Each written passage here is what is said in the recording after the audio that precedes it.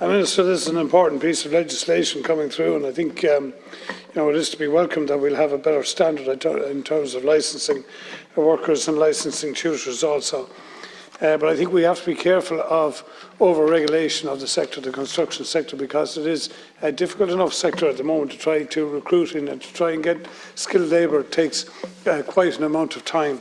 And I'm aware of companies who, in the last couple of years, would have had workers having to go around for safe pass. And these would be people who had 6, 7, 8 years experience working on sites. They couldn't come onto the site until their safe pass was updated, and yet they couldn't get the safe pass module done because tutors were inundated. So I think we have to be careful that we have capacity in the system to deal with the people that are in it.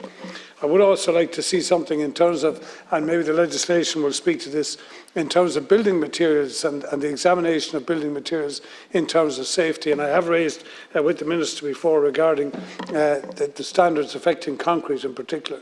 And I think we haven't resolved that yet. It's still at the responsibility of the local authority. And I just wonder, can we build something into the legislation whereby when we're doing those checks on safety and regulation, that we could also be checking materials, particularly the standard of building materials.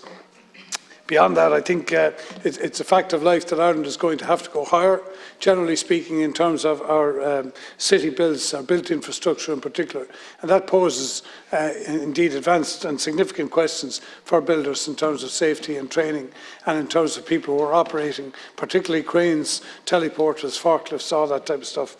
And this is an area, absolutely, where we've had, as Sean said, tragedies in the past. And the other ones, we've had people who've fallen down stairwells that have been not properly guarded, or guardrails on the edges of buildings. And these are something that has to be looked at there, probably the most where fatalities occur.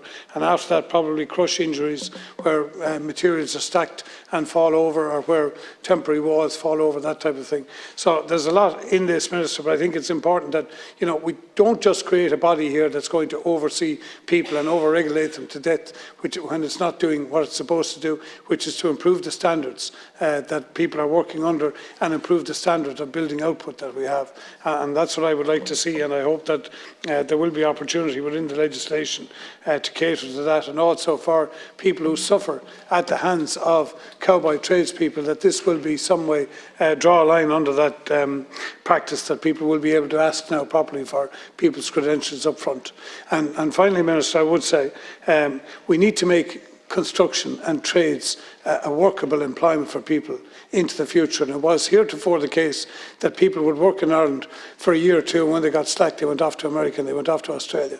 And we now do have a huge amount of pent-up demand, and there is a long-term career for people here, but they must get to be able to see it. And I think they need to have a certain status out of it, and I hope that having these trades qualifications where they can show them up front and where they can describe themselves as certified in whatever they're doing, that will allow them to get maybe a better rate of compensation, and will keep them in the industry for longer.